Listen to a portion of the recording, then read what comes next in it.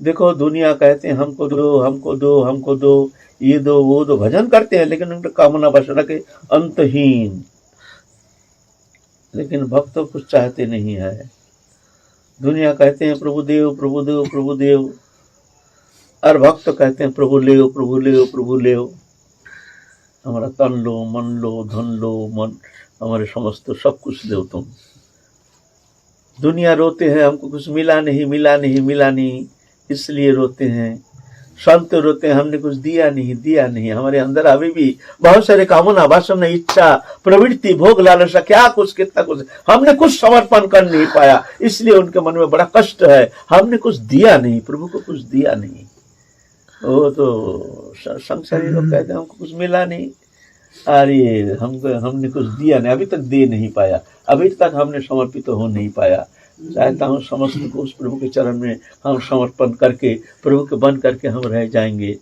अपने लिए किंचित मात्र कोई वस्तु पदार्थ तो क्या, अपने ये शरीर तक आत्मा तक हम प्रभु के चरण में समर्पित तो करके हम प्रभु के बन के रहेंगे।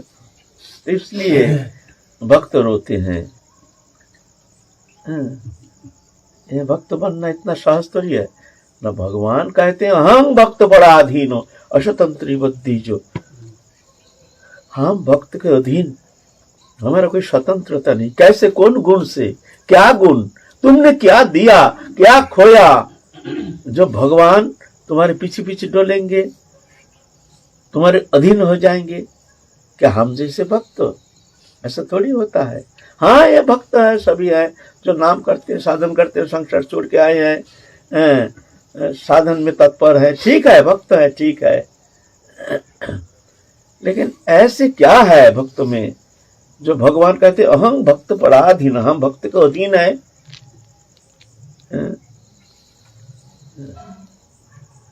ऐसे हृदय जो कुछ नहीं चाहते हैं, कुछ इच्छा ही है नहीं। एक बार नृसिंह भगवान कह रहे हैं प्रहलाद जी को, प्रहलाद कुछ मांगो हमसे। कहते हैं प्रभु क्या मांगेंगे, जब पूर्ण ब्रह्म सनातन सर्वात्मा परात्पर पर ब्रह्म अखिल आनंद सिंधु, जब हमारे प्रभु हैं जिनके चरण सान्निध्य में हम आए हैं, तो और क्या रह गया है हमारी प्राप्ति के लिए जो हमको भर प्रार्थना करेंगे, कुछ तो रह नहीं गया है। इससे अतिरिक्त तो और तो कुछ वस्तु पदार्थ जगत में क्या, इससे अतीत कोई धाम में और कोई वस्तु है तो हमको जानकारी है नहीं। इसीलिए प्रभु हमको तो कुछ चाहिए नहीं। तो भगवान कहते हैं वो तो है हम जानते हैं, ठीक तुम जो कहते हो ठीक, लेकिन फिर भी हमको कुछ देने का इच्छा होती है कि मैं भक्त को कुछ दूं, कुछ दूं, क्या दूं, तुम कुछ मांगो। फिर कहते हैं प्रभु क्या मांगेंगे, जब अतिरिक्त तो कोई इच्छा रहती है, कोई अभाव रहता है, कोई चाहन रहता है, तभी तो मांगते हैं ना। हमारे तो ऐसा कुछ है नहीं। पूर्ण से पूर्णतमो अनंत अखंड आनंद सिंधु, वो सिंधु के चरण सान्निध्य में जब हम कृपा पूर्वक हमको स्थान प्रदान किए हैं, तो हमारे लिए क्या कमी रह गया है।